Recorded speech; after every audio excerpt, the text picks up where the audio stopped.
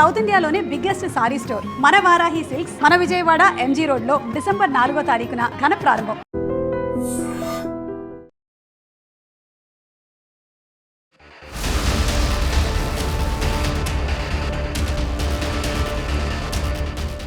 మరో తుఫాను దూసుకొస్తోంది. దిత్వా అలర్ట్తో ఇప్పటికే రాష్ట్ర ప్రభుత్వం కూడా అప్రమత్తమవుతోంది. ఏ జిల్లాల్లో ఎలాంటి రెయిన్ఫాల్ ఉండబోతోంది, ఈ తుఫాను ప్రభావం వల్ల ఎన్ని రోజుల పాటు ఎఫెక్ట్ ఉంటుంది, ప్రస్తుతానికి దిత్వా డైరెక్షన్ ఎలా ఉందో తెలుసుకుందాం. వాతావరణ శాఖ అధికారి ఎస్విజే కుమార్ గారు మనతో పాటు ఉన్నారు. సార్, ప్రస్తుతానికి దిత్వా డైరెక్షన్ ఎట్లా ఉంది? నిన్న నైరుతి బంగాళాఖాతం శ్రీలంక పరిసర ప్రాంతాల్లో ఉన్న దిత్వా తుఫాను ప్రస్తుతం కోస్తా శ్రీలంక మరియు నైరుతి బంగాళాఖాత పరిసర ప్రాంతాలలో తుఫానుగానే కొనసాగుతుంది. ఇది ఉత్తర వాయువ్య దిశలో పయనాన్ని కొనసాగిస్తుంది.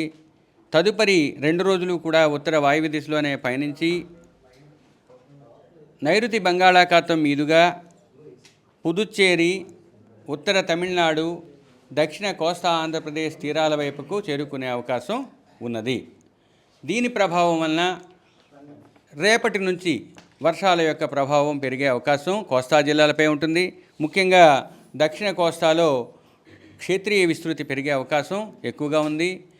దక్షిణ కోస్తా జిల్లాల్లో ఈరోజు 1-2 ప్రాంతాల్లో, రేపు కొన్ని ప్రాంతాలలో 3వ రోజు 4వ రోజు అంటే నవంబర్ 30, డిసెంబర్ 1వ తేదీ నాటికి అత్యధిక ప్రాంతాలలో తేలికపాటి నుంచి మోస్తరు వర్షాలు ఉండే అవకాశం ఉంది.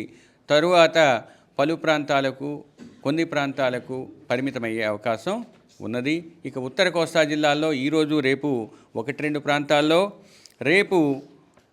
ఈరోజు రేపు 1-2 ప్రాంతాల్లో, 3వ రోజు కొన్ని ప్రాంతాల్లో, 4వ రోజు అంటే 1వ తేదీన డిసెంబర్ 1వ తేదీన అత్యధిక ప్రాంతాలలో తేలికపాటి నుంచి మోస్తరు వర్షపాతం పడే అవకాశం ఉంది. తదుపరి 3 రోజులు కూడా క్షేత్రీయ విస్తృతి తగ్గి అది కొన్ని ప్రాంతాలకు పరిమితమయ్యే అవకాశం ఉంది.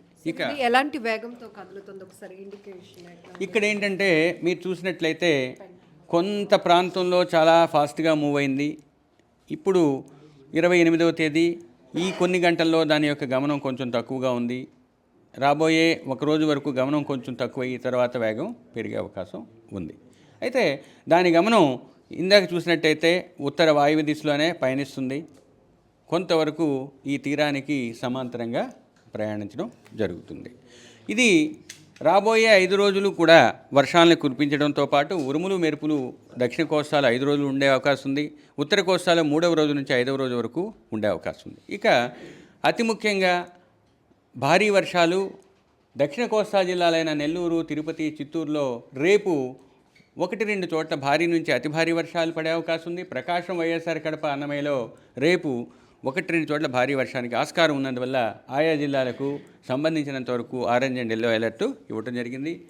3వ రోజు అనగా 30వ తేదీన దక్షిణ కోస్తా జిల్లాలైన పొట్టి శ్రీరాములు, నెల్లూరు, తిరుపతి, చిత్తూరు, అన్నమయ్య జిల్లాల్లోని 1-2 చోట్ల అత్యంత భారీ వర్షంతో పాటు కొన్ని చోట్ల భారీ నుంచి అతి భారీ ఉండే అవకాశం ఉన్నందువల్ల ఆ సంభావ్యతను సూచించే ఎర్ర రంగు ఉన్న సూచికని తెలియజేయడం జరిగింది. దాన్నే రెడ్ వార్నింగ్ అంటాము.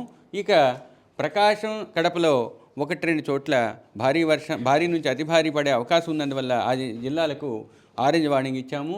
ఇక కృష్ణా, ఎన్టీఆర్, బాపట్ల, గుంటూరు, పల్నాడు, నంద్యాల, అనంతపూర్, సత్యసాయి జిల్లాలకు ఎల్లో వార్నింగ్ అంటే 1-2 చోట్ల భారీ వర్షానికి ఆస్కారం ఉంది. 4వ రోజు కూడా దక్షిణ కోస్తా జిల్లాలన్నిటితో పాటుగా వైఎస్ఆర్ కడపలోని 1-2 చోట్ల భారీ వర్షానికి ఆస్కారం ఉంది. ఈ పరిస్థితులతో పాటుగా కోస్తా తీరం వెంబడి తీరం ఆవల ఈరోజు 35 నుంచి 45, గరిష్టంగా 55 కిలోమీటర్ల వేగంతో ఎదురుగాలు వీచే అవకాశం ఉంది. ఇక ఈరోజు సాయంత్రం నుంచి గాలుల యొక్క ఉధృతి పెరిగే అవకాశం ఉంది. 50 నుంచి 60, గరిష్టంగా 70 కిలోమీటర్ల వేగంతో ఈదురుగాలు దక్షిణ కోస్తా తీరం వెంబడి తీరం ఆవల ఉండే అవకాశం ఉంది. ఈ 50 నుంచి 60 నుంచి మొదలైన గాలులు రేపు సాయంత్రం వరకు కొనసాగి రేపు సాయంత్రానికి 60 నుంచి 70, గరిష్టంగా 80 వరకు చేరుకునే గేల్ విండ్స్ కొనసాగే అవకాశం ఉంది. ఎందుకంటే సైక్లోన్తో అసోసియేటెడ్ విండ్స్ని గేల్ విండ్స్ అంటాం. ఈ విధంగా సైక్లోన్ దగ్గరికి వచ్చే సమయంలో మన దక్షిణ కోస్తా తీరంలో కూడా రేపు సాయంత్రం నుంచి గేల్ విండ్స్ ఉండే అవకాశం ఉంది. రేపు ఎల్లుండి దక్షిణ కోస్తా తీరం, మిగతా 2 రోజులు అంటే 4వ రోజు 5వ రోజు దక్షిణ కోస్తా తీరంతో పాటు దానికి ఆనుకుని ఉన్న ఉత్తర కోస్తా తీరం వెంబడి తీరం ఆవలా కూడా ఈదురుగాలు వీచే అవకాశం ఉంది. కాబట్టి మత్స్యకారులు రాబోయే 5 రోజులు కూడా దక్షిణ కోస్తా తీరం వెంబడి దానికి ఆనుకుని ఉన్న సముద్ర ప్రాంతాలలో వేటకు వెళ్ళవద్దని హెచ్చరికలు జారీ చేయడం జరిగింది. వీటితో పాటుగా ఆంధ్ర రాష్ట్ర కోస్తా తీరం వెంబడి ఉన్న అన్ని ఓడరేవుల్లో 2వ నంబర్ ప్రమాద హెచ్చరికను ఎగురవేయటం జరిగింది. రాబోయే కొన్ని గంటల్లో ప్రమాద హెచ్చరికలు ముఖ్యంగా దక్షిణ కోస్తా జిల్లాల్లో ఉన్న ఓడరేవుల్లో ప్రమాద హెచ్చరికలు మారే అవకాశం ఉంది. సార్, అక్టోబర్, నవంబర్, డిసెంబర్ ఈ సీజన్లో వచ్చేటటువంటి అల్పపీడనాలు తుఫాన్గా డైవర్ట్ అవ్వడానికి ఎందుకు అసలు ఒకటి, దీని మీద చాలా పెద్ద అనుసంధాన ప్రక్రియ జరిగింది. ప్రపంచంలో ఉన్న అన్ని ఓషన్ బేసిన్స్లో కూడా తుఫానులు ఎందుకు ఏర్పడతాయి, ఏర్పడినట్లయితే వాటికి అనుకూల పరిస్థితులు ఏంటి అనేవి పరిశీలించినట్లయితే ముఖ్యంగా సముద్ర ఉపరితల ఉష్ణోగ్రతలు ఒక కారణం. దాంతోపాటు కొంత లోతు వరకు అవే ఉష్ణోగ్రతలు కొనసాగే అవకాశం ఉండాలి. తరువాత ఓషన్ లేదా సముద్రం యొక్క ఉష్ణ గతిక శక్తి కూడా ఓషన్ థర్మల్ ఎనర్జీ అంటారు, అది కూడా ఉండాలి. ఇంకా కావలసినంత తేమ కూడా ఆ ప్రాంతంలో ఉండాలి. ఇవన్నీ వచ్చినట్లయితే మేఘాలు ఒక పెద్ద ప్యాలేషియల్గా లేదా టవర్ లాగా ఫామ్ అయ్యే అవకాశం ఉంటుంది. ఇవన్నీ ఏర్పడాలంటే విండ్ షియర్ అనేది తక్కువగా ఉండాలి. ఆ విండ్ షియరు ఈ కాలంలో తక్కువగా ఉన్నందువల్ల వీటికి అనుకూలమైన పరిస్థితి. మన రాష్ట్రంలో, మన దేశంలో ముఖ్యంగా ఇండియా చుట్టుప్రక్కల, భారతదేశం చుట్టుప్రక్కల ఉన్న సముద్ర ప్రాంతాలని, ఈ ప్రాంతాన్నంతటినీ కూడా ఉత్తర హిందూ సముద్రం అంటారు. ఈ ఉత్తర హిందూ సముద్ర ప్రాంతంలో 2 ఓషన్ బేసిన్స్ ఉన్నాయి. ఒక సముద్ర ప్రాంతమేమో బంగాళాఖాతం, రెండవది అరేబియా సముద్రం. ఈ రెండింటిలో కూడా తుఫానులు ఏర్పడటానికి అనుకూలమైన పరిస్థితులు ఉండే కాలం ఈ సమయం. పోస్ట్ మాన్సూన్ అంటారు, అంటే ఋతుపవనాల తదుపరి కాలం. ముఖ్యంగా అక్టోబరు, నవంబర్, డిసెంబరు వీటికి అనుకూలమైన పరిస్థితులు ఉంటాయి. అదే మాన్సూన్ లేదా ఋతుపవనాల సమయంలో ఈ విండ్ షియర్ అనేది ఎక్కువగా ఉన్నందువల్ల, అది కాకుండా అవి ఏర్పడే అవకాశం అంతా కూడా సముద్రానికి దగ్గరలో, అంటే తీర ప్రాంతానికి దగ్గరలోనే ఫామ్ అయ్యే అవకాశం ఆ టైంలో ఉంటుంది, మాన్సూన్స్ టైంలో. అవి ఎక్కువ కాలం దాని యొక్క తేమని ఉంచుకోలేవు. సముద్రం నుంచి భూమి మీదకి వచ్చిన వెంటనే దాని యొక్క ఘర్షణ వల్ల దాని యొక్క శక్తిని కోల్పోతాయి. అందుకని ఓపెన్ సీ అంటారంటే సుదూర సముద్ర ప్రాంతాల నుంచి వాటి యొక్క శక్తిని పెంచుకుంటూ మన భూప్రాంతం వైపుకు వచ్చే అవకాశం ఉంటుంది. కాబట్టి post monsoon season, pre monsoon season, ఈ రెండింటినీ కూడా సైక్లోన్ పీరియడ్స్ అంటారు. కానీ పోస్ట్ మాన్సూన్లోనే ఈ ప్రాంతాలలో ఎక్కువ సైక్లోన్స్ ఫామ్ అయ్యే అవకాశం ఉంటుంది. ప్రీ మాన్సూన్లో తక్కువ ఉంటుంది. వీటినే మోడల్స్ అంటారు.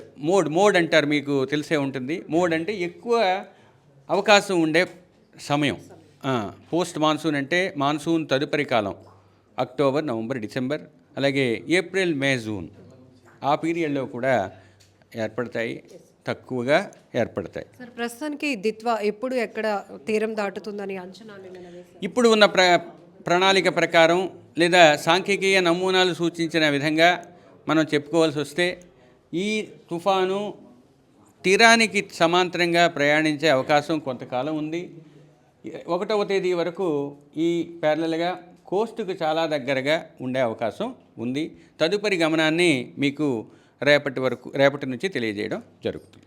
ఇది దిత్వా తుఫానుకు సంబంధించినటువంటి లేటెస్ట్ అప్డేట్. మరొక 5 రోజుల పాటు అంటే ఆంధ్రప్రదేశ్లో ఏ జిల్లాల్లో ఎలాంటి రెయిన్ఫాల్ ఇండికేషన్ ఉంది సూచిస్తూ మనకి రెడ్, ఆరెంజ్, ఎల్లో ఇండికేషన్స్ కూడా వాతావరణ శాఖ అధికారి వివరించడం జరిగింది. మత్స్యకారులు అయితే మాత్రం వేటకు వెళ్లకుండా ఉండాలి అని చెప్తూ ఇప్పటికే డైరెక్షన్స్ కూడా ఇవ్వడం జరిగిందని చెప్తున్నారు. సో ఇది ఎప్పుడు ఎక్కడ తీరం దాటబోతోంది అనేది ప్రస్తుతానికి అది తీరం వెంబడి సమాంతరంగా కొనసాగుతుంది. కాబట్టి దాని కదలికని బేస్ చేసుకొని ఎప్పటికప్పుడు అప్డేట్ ఇవ్వడానికి మేము సిద్ధంగా ఉన్నామని కూడా వాతావరణ శాఖ అధికారి ఎస్ విజయ్ కుమార్ గారు చెప్తున్నారు. నిజంగా ప్రస్తుతం ఉన్నటువంటి సమాజం దేనికి ప్రయారిటీ ఇస్తుంది?